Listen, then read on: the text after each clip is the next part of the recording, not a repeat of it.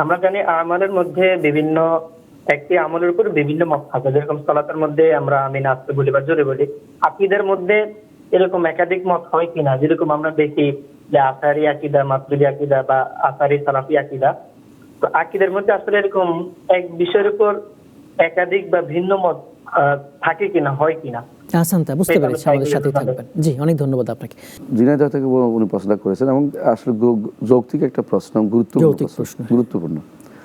আকীদা শব্দের অর্থ বিশ্বাস। তো বিশ্বাস দুই তিন রকম হইলে একই জিনিসে, হ্যাঁ অনেকের জিনিসে বিশ্বাস থাকতে পারে, আল্লাহর উপর, রাসূলের উপর, ফেরেশতার উপর আলাদা, কিন্তু একটা বিষয়ে দুই তিন রকম বিশ্বাস হইতে পারে না। কেন হইতে পারে না? আপনি যদি বলেন আল্লাহ আছেন, একটা বিশ্বাস। কেউ যদি বলে আল্লাহ নাই, তো আরেকটা বিশ্বাস। এখন যদি বলে আল্লাহ আছে নাই, তাহলে সে বিশ্বাসের উপর নাই। মানে দুইটা হইতে পারে না, একটা হবে। কারণ আকীদা হচ্ছে সংবাদ। আকীদা হচ্ছে সংবাদ। সংবাদ ধরেন শুদ্ধ হয়, বিশুদ্ধ সংবাদ হবে না বিভ্রান্ত সংবাদ হবে। এখন আপনি যদি বলেন যে হ্যাঁ দুনিয়াতে কিছু অর্ডার আছে, অর্ডার এক সময় অর্ডার, আরেক সময় আরেক অর্ডার, বা একই সময় দুই তিন রকম অর্ডার দিয়ে মানুষ বলে যে এটা করতে পারো, এটা করো, এটা করো, এটা করো, এটা করতে পারে। যেমন একজন যেমন শরীয়তে রাসূলুল্লাহ সাল্লাল্লাহু আলাইহি ওয়াসাল্লাম আমাদের জন্য অনুমোদন করেছেন একবার করে একামত দেয়া, যেমন মদিনাতে হয়। আবার দুইবার করে একামত, এটাও কিন্তু হাদিসে সাব্যস্ত হয়েছে। দুই রকম অর্ডার হইতে পারে। অর্ডার দুই রকম হইতে পারে, দুই এলাকা ভিত্তিক, ব্যক্তি ভিত্তিক, সমাজ ভিত্তিক হইতে পারে। রাসূলুল্লাহ সাল্লাল্লাহু আলাইহি ওয়াসাল্লামের অবস্থা নির্দেশনা এরকম অনেকগুলিতে আছে। কিন্তু ব্রিফার বা সংবাদ দুই রকম হলে একটা শুদ্ধ হবে, একটা অশুদ্ধ হবে।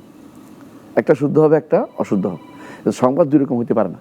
এবং শুদ্ধ নির্ধারণ করার জন্য দুইটা মানদণ্ড আছে, এটা আমরা আলোচনা করছিলাম। এটা আমরা আলোচনায় আসছিল যে আমরা অনেকে বিশ্বাস দেখি, শুদ্ধ কিভাবে করবো। কোনো বিশ্বাস শুদ্ধ হইতে হলে বিশ্বাসের বিশ্বাসের ধারক বাহকরা, মানে যারা বিশ্বাসটা সংবাদটা নিয়ে আসছে, বিশ্বাসের উৎস যদি শুদ্ধ হয়, আর বিশ্বাসটা যারা আমার কাছে নিয়ে আসছে তারা যদি শুদ্ধ হয়, বিশ্বাসের সংবাদটা, কোনো সংবাদ যদি কোনো মানে উৎসটা শুদ্ধ, সংবাদের বাহকরা শুদ্ধ, তাহলে এটা হলো বিশুদ্ধ সংবাদ। আর অনেক সময় উড়া খবর বলে মানুষ, যে এটা তো কে বলছে জানি না, কোথেকে আসলো জানি না, অথবা যেই জায়গা থেকে আনছে ওই জায়গা আমাদের কাছে বিশ্বস্ত না। অনেক সময় দেখেন বলে যে এইটা তো এমন খবর দিছে, যে ভুয়া খবর দেয় সবসময়, এটা মানুষ শুনতে চায় না। আর অথেন্টিক সংবাদ যখন আসে তখন এটা অথেন্টিক সোর্স, অথেন্টিক বাহকরা বলেছেন। তো এই জন্য আপনাকে বিশ্বাসের উৎসটা যদি শুদ্ধ হয়, বিশ্বাসটা শুদ্ধ হয়। উৎস শুদ্ধ না হলে বিশ্বাস শুদ্ধ হয় না। এখন আপনাকে দেখতে হবে বিশ্বাসের উৎসটা কোথায় আছে, এটা নিয়ে ইনশাআল্লাহ আমরা আলোচনা করব।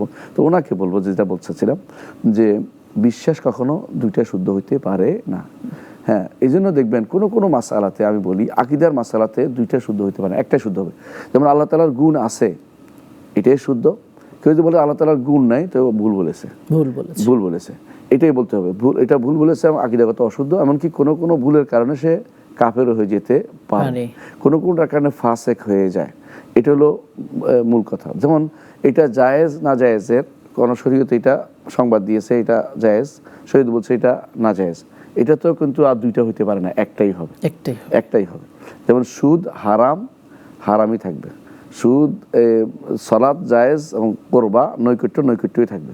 এখন প্রশ্ন হচ্ছে কোনো মাসআলা হইতে পারে মাসআলার ক্ষেত্রে বা ইয়ার ক্ষেত্রে, এই নির্দেশের ক্ষেত্রে, যে এখানে কিছুটা ফ্লেক্সিবল করা আছে শরীয়তে, যে এটা একটু উম্মতের জন্য রাসূল ছাড় চেয়েছেন।